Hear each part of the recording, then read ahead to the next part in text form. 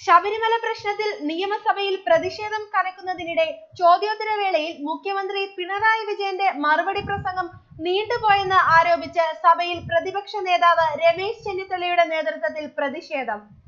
നിയമസഭയിൽ മുഖ്യമന്ത്രി 45 മിനിറ്റോളം സംസാരിച്ചത് അസാധാരണ നടപടിയാണെന്നും സഭാ നടപടികൾക്ക് വിരുദ്ധമാണെന്നും രമേശ് ചെന്നിത്തല ആരോപിച്ചു.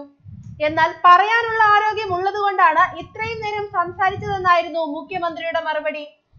മുഖ്യമന്ത്രിയുടെ ആരോഗ്യം തെളിയിക്കാനുള്ള വേദിയല്ല നിയമസഭയെന്ന് തിരിച്ചടിച്ചായിരുന്നു ചെന്നിത്തല ഇതിനെ നേരിട്ടത്. കേരളത്തിലെ പ്രളയത്തെ സംബന്ധിച്ച ചോദ്യങ്ങൾക്കെല്ലാം ഒരുമിച്ച് മറുപടി പറഞ്ഞതാണ് പ്രതിപക്ഷത്തെ ചൊടിപ്പിച്ചത്.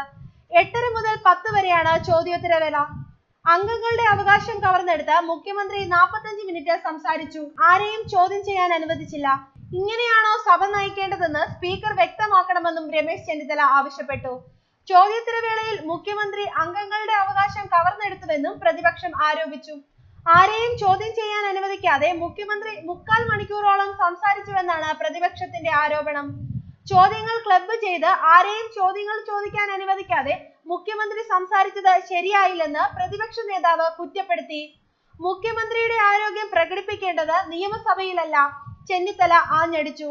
എന്നാൽ 4 ചോദ്യങ്ങൾക്ക് മുഖ്യമന്ത്രി ഒരുമിച്ച് മറുപടി പറയുമെന്ന് അറിയിച്ചപ്പോൾ പ്രതിപക്ഷം എതിർത്തില്ലെന്ന് സ്പീക്കർ വ്യക്തമാക്കി. സഭ ആരംഭിച്ചപ്പോൾ തന്നെ പ്രതിപക്ഷ ബഹളമായതിനാലാണ് ഇങ്ങനെ സംഭവിച്ചതെന്ന് സ്പീക്കർ ചൂണ്ടിക്കാട്ടി. പ്രതിപക്ഷ നേതാവിന്റെ പരാമർശത്തിനെതിരെ ഭരണപക്ഷ MLA-മാർ കൂടി രംഗത്തെത്തിയതോടെ സഭ ബഹളത്തിൽ മുങ്ങി. ഇരുപക്ഷത്തെയും സ്പീക്കർ അനുനയിപ്പിച്ച് ഇരിപ്പിടങ്ങളിലേക്ക് അയച്ചെങ്കിലും മുഖ്യമന്ത്രി വീണ്ടും സംസാരിക്കാൻ എഴുന്നേറ്റതോടെ പ്രതിപക്ഷ അംഗങ്ങൾ നടുത്തളത്തിലേക്ക് ഇറങ്ങി. അതേസമയം പ്രളയത്തിൽ കേരളം കാണിച്ച അസാമാന്യ സാമുദായിക ഐക്യം പരമാവധി തകർക്കാനുള്ള ശ്രമങ്ങളാണ് ഇപ്പോൾ നടക്കുന്നതെന്ന് മുഖ്യമന്ത്രി ആരോപിച്ചു. ചോദ്യോത്തരവേള തടസ്സപ്പെടുത്തി അംഗങ്ങളുടെ അവകാശങ്ങൾ തടസ്സപ്പെടുത്താനാണ് പ്രതിപക്ഷം ശ്രമിക്കുന്നത്. പ്രളയക്കെടുതിയിൽ കേന്ദ്ര സർക്കാർ നൽകിയത് വെറും 600 കോടി രൂപയുടെ സഹായം മാത്രമാണ്. കൂടുതൽ സഹായം ലഭിക്കുമെന്ന പ്രതീക്ഷയില്ലെന്നും അദ്ദേഹം കൂട്ടിച്ചേർത്തു.